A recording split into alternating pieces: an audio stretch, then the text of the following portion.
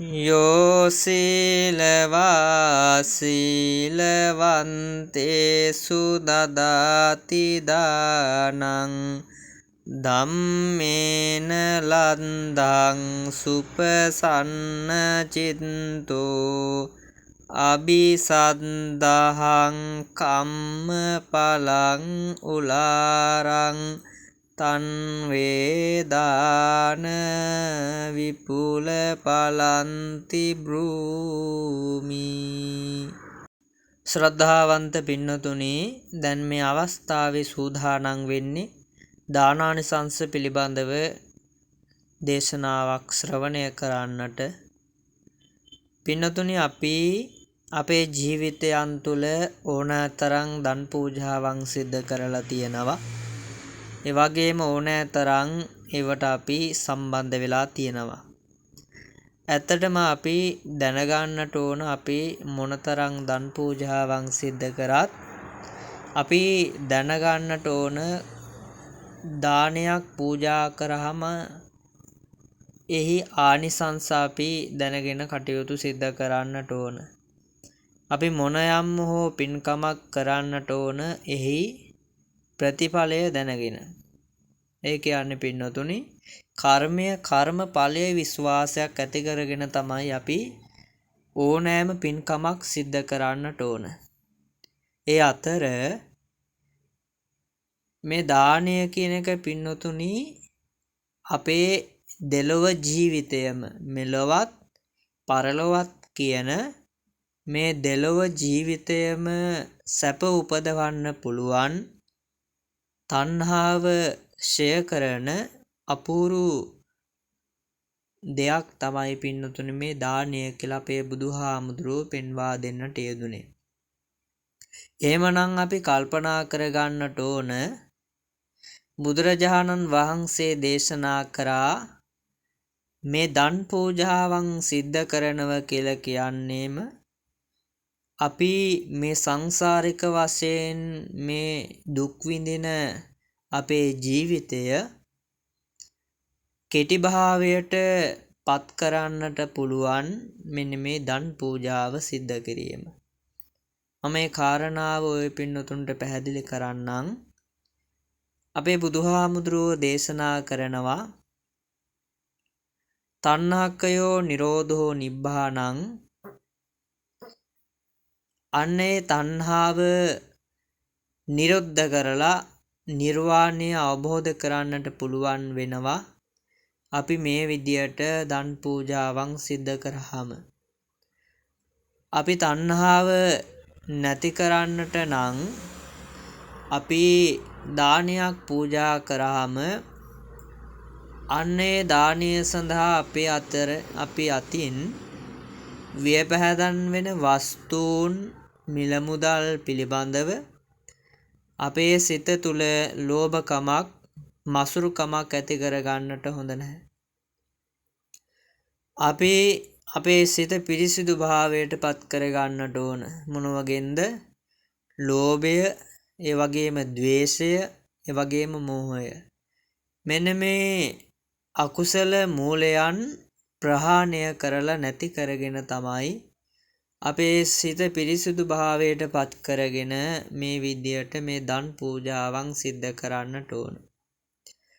අන්න එහෙම අපි ලෝභය, ද්වේෂය, මෝහය කියන මේ අකුසල චේතනාවන් යටපත් කරගෙන අපි දන් පූජාවන් සිද්ධ කරාම අපට මහා ආනිසංසයක් ළඟා කරගන්නට පුළුවන් හැකියාවක් තියෙනවා. පින්නතුනි, අපේ බුදුරජාණන් වහන්සේ දේශනා කරනවා අපිට මේ ලැබපු දුර්ලභ මනුස්සාත්මය තුළ අපිට අපේ මේ ජීවිතය මේ ආදී මනුෂ්‍යකයක් ලැබිලා ඒ මනුෂ්‍යකය තුලත් අංග සම්පූර්ණ ඇසකනාසය ආදී වශයෙන් මේ ඉන්ද්‍රියන්ගෙන් හරියට ක්‍රියාකාරීත්වය තිබෙන වටිනා මනුෂ්‍ය ජීවිතයක් ලැබිලා තියෙන්නේ පින්නතුනි. අපි පෙර සංසාරය තුල මේ ආදී වශයෙන් අපගේ සාංශාරික වශයෙන් ජීවිතය තුල වටිනා පින්කම් සිද්ධ කරගෙන තියෙන එකේ ඵල විපාකය. අන්න එහෙනම් අපි තවත් කල්පනා කරගන්නට ඕන මේ ලැබපු දුර්ලභ මනුස්සාත්මය තුල මහා පින්දහම් කටයුතු සිද්ධ කරගෙන අපි අපේ ඊළඟ භවයේ සාංසාරික භවය නැවත නැවතත් සැපවත් භාවයට පත් කරගන්නට ඕන. භාග්‍යවතුන් වහන්සේ දේශනා කරනව මේ සංසාරය කියන්නේ මහා දුකක්. මේ සංසාරය තුල තප්පරයක්වත් ජීවත් වීමට බුදුහාමුදුරුවෝ කැමැත්තක් ඇති කරන්නේ නැහැ. හැම මොහොතකම බුදුහාමුදුරුවෝ පෙන්වා දෙන්නේ කොහොම හරි මේ සසරෙන් එතර වෙන්නට. අසුචි පොඩ්ඩක් තිබ්බත් දුර්ගන්ධයි, විශාල වශයෙන් තිබ්බත් දුර්ගන්ධයි. අන්නේ විදියට මේ සංසාරයත් පින් දුකක් බව බුදුහාමුදුරුවෝ අපට පෙන්වා දෙන්නට යෙදුණා. එහෙමනම් අපි මේ ලැබපු දුර්ලභ මනුස්සාත්මය තුල හැකිතාක් පින් දහම් කටයුතු සිද්ධ කර ගන්නට ඕන. අන්න ඒ අතර බුදුහාමුදුරුවෝ පෙන්වා දෙනවා හැකි හැම මොහොතකම දන් පූජාවන් සිද්ධ කරන්න කියලා.